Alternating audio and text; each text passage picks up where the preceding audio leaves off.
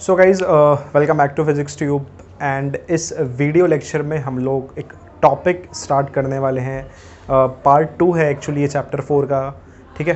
And इस topic का नाम है force on a moving charge in magnetic field. Okay, so let's begin with this. Always do it on my own, so I gotta get through it. And the only thing I know is to love what I'm doing. Never give up, never slow, till I finally prove it. अभी तक है क्या, हमने ये पढ़ा है कि यार कोई भी करंट कैरिंग वायर है तो वो कोई भी करंट कैरिंग वायर अपने आसपास क्या क्रिएट करेगी, एक मैग्नेटिक फील्ड। अब लेट जस्ट सपोज एक मैग्नेटिक फील्ड ऑलरेडी एग्जिस्ट कर रही है किसी रीजन में, तो हम वहाँ पर अगर किसी चार्ज पार्टिकल को मूव कराते हैं, अगर हम किसी चार्ज पार्टिकल को वहाँ पर मूव कराते हैं तो यार वो चार्ज पार्टिकल, उस चार्ज पार्टिकल के ऊपर कितना फोर्स लगेगा या वो चार्ज पार्टिकल कितना फोर्स एक्सपीरियंस करेगा, हमको ये पढ़ना है इस वीडियो में। एंड ये जो ये जो एक मतलब ये जो टॉपिक है यार, ये जो बात बताई हमें, ये एक बहुत फेमस साइंटिस्ट थे, ठीक है, ये हमें बताई लॉरेंस ने।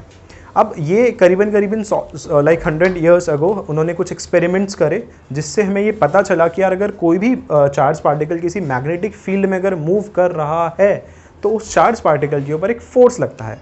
तो हमको वही फोर्स की यहाँ पर एक्सप्रेशन निकालनी है, ठीक है। तो हमने क्या करा, लेट जस्ट सपोज जो भी इसका बाय द वे इसका जो भी डिस्क्रिप्शन है वो आपको स्क्रीन पर फ्लैश हो जाएगा, तो आप प्लीज़ वहाँ से नोट डाउन कीजिएगा। नाउ लेट्स सपोज कि एक मैग्नेटिक फील्ड है which is acting along X axis, then एक चार्ज पार्टिकल है which is moving with velocity v, और ये वेलोसिटी चार्ज पार्टिकल ये v वेलोसिटी से मूव कर रहा है by making an angle theta with the magnetic field, ठीक है। तो जो ये लॉरेंस साइंटिस्ट थे, इन्होंने कुछ एक्सपेरिमेंट्स करे, तो it is been found from experiment से एक्चुअली ये पता चला हमें कि यार ये जो चार्ज पार्टिकल है जब ये मैग्नेटिक फील्ड में मूव करता है तो इस पर एक फोर्स लगता है, और वो फोर्स इस तरह लगता है कि जो फोर्स लगता है वो आपकी उसके मैग्नीट्यूड के डायरेक्टली प्रोपोर्शनल होता है। That is it is force is directly proportional to the magnitude of the magnetic field, that is F is directly proportional to B. Now second, force is directly proportional to the charge. तो directly proportional to the charge का मतलब है F is directly proportional to Q. Let's suppose equation 1, equation 2. Now third, force is directly proportional to the component of velocity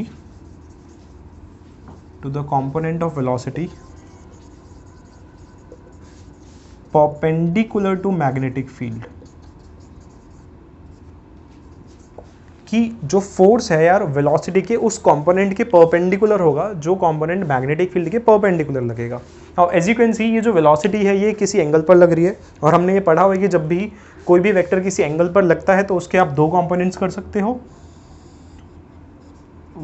one is v cos theta and second component is this v sin theta. तो यहाँ पर कौन सा, and this is acting along let's say y axis, ठीक है। तो यहाँ पर कौन सा कंपोनेंट मैग्नेटिक फील्ड के परपेंडिकुलर है? Answer is v sin theta, that is F is directly proportional to v sin theta. Now combining equation 1, 2 and 3, जब आप इन तीनों इक्वेशंस को कंबाइन करोगे तो you will get F is directly proportional to BQV sin theta. तो proportional का sign डाके एक constant लगाते हैं k, और इस k की वैल्यू जो लॉरेंस से उन्होंने दी थी 1, तो जब k 1 है तो ये फोर्स किसके इक्वल बचा? BQV sin थीटा के, ठीक है। इस k की वैल्यू थी यहाँ पर 1, तो ये था आपका force on a moving charge in magnetic field. But यहाँ पर ये काम ख़त्म नहीं होता। लेट्स से अगर आपको इसको वेक्टर फॉर्म में लिखना है तो इन वेक्टर फॉर्म, अगर आपको इसको वेक्टर फॉर्म में लिखना है, इसको मैं साइड में लिख देता हूँ यहाँ पे जैसे, तो इन वेक्टर फॉर्म अगर आपको इसे वेक्टर फॉर्म में लिखना है तो देखिए हमने ये, अच्छा बाय द वे चार्ज यहाँ पर स्केलर है, वेक्टर नहीं है, तो ये वेक्टर फॉर्म में क्या आएगा? F is equals to q into, देखिए हमने ये पढ़ा हुआ है A cross B is equals to A B sine theta, तो ए बी साइन थीटा, तो ये क्या आएगा यहाँ पर v क्रॉस b। तो ये आएगा यहाँ पर किस फॉर्म में, वेक्टर फॉर्म में। बाय द वे ये जो फोर्स है, इस फोर्स को आप एक नाम देते हो और इस फोर्स का नाम होता है मैग्नेटिक लॉरेंट्ज फोर्स। और यार ये जो फोर्स है, ध्यान रखना प्लीज़ आप इस बात को कि ये फोर्स जो है चार्ज पार्टिकल को कहाँ डिफ्लेक्ट करता है, हमेशा कहाँ डिफ्लेक्ट करता है, डिफ्लेक्ट्स चार्ज पार्टिकल साइडवेज। कि ये जो फोर्स है ये चार्ज पार्टिकल को हमेशा कहाँ डिफ्लेक्ट करता है, आंसर इज साइडवेज डिफ्लेक्ट करता है।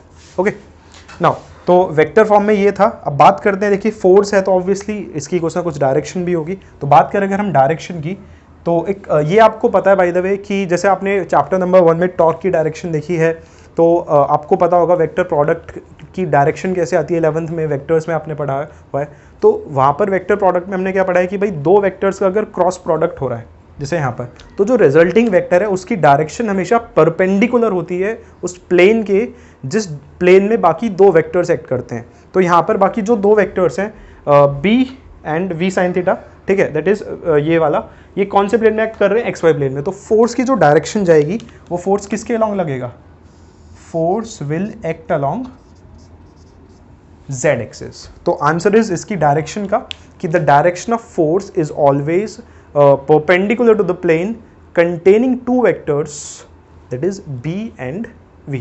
होपफुली आपको ये क्लियर हुआ है। तो ये तो बात थी इसकी मैग्नेटिक लॉरेंट्ज फोर्स की। नाउ लेट्स सपोज ये जो चार्ज पार्टिकल है यार, ये मैग्नेटिक फील्ड के पैरेलल एंटर कर रहा है, मैग्नेटिक फील्ड के पैरेलल मूव कर रहा है। तो अब अगर पैरेलल मूव कर रहा है तो आप देख सकते हैं पैरेलल जब मूव करेगा मैग्नेटिक फील्ड के, तो थीटा कितना बनेगा, थीटा बनेगा 0। और जब थीटा बनेगा 0, लाइक अगर ये कैसे मूव कर रहा है मैग्नेटिक फील्ड के, पैरेलल मूव कर रहा है, पैरेलल के केस में थीटा कितना बनेगा, अच्छा पैरेलल बोलूं या फिर कैसे बोलूं, एंटी पैरेलल। तो उस केस में थीटा कितना बनेगा यार, उस केस में थीटा बनेगा 180 डिग्री, और साइन 180 या साइन 0 0। तो उस केस में इसके ऊपर फोर्स कितना आएगा, 0। तो कहने का मतलब क्या है कि एक चार्ज पार्टिकल अगर किसी मैग्नेटिक फील्ड में पैरेलल या एंटी पैरेलल मूव करता है उसके, तो उस केस में उसके ऊपर कोई फोर्स नहीं लगता। एंड लेट्स से अगर ये परपेंडिकुलर मूव कर रहा है, दैट इज थीटा कितना है 90, तो इस केस में इसके ऊपर एक मैक्सिमम फोर्स लगेगा which is equals to BQV। Okay so now अब लेट्स सपोज ये चार्ज पार्टिकल जो है स्टैटिक है। स्टैटिक का मतलब होता है चार्ज पार्टिकल रुका हुआ है, रुका हुआ है मतलब ये मूव नहीं कर रहा, विच मीन्स इसकी वेलोसिटी कितनी है, 0। तो प्लीज़ ध्यान रखिएगा कि अगर चार्ज पार्टिकल क्या है स्टैटिक, तो इसका मतलब उसके ऊपर कोई फोर्स नहीं लगेगा। अगर चार्ज पार्टिकल स्टैटिक है, रुका हुआ है, तो उसके ऊपर कोई फोर्स नहीं लगेगा। And in such a case ये सिर्फ क्या प्रोड्यूस कर सकता है, ये सिर्फ एक इलेक्ट्रिक फील्ड प्रोड्यूस कर सकता है।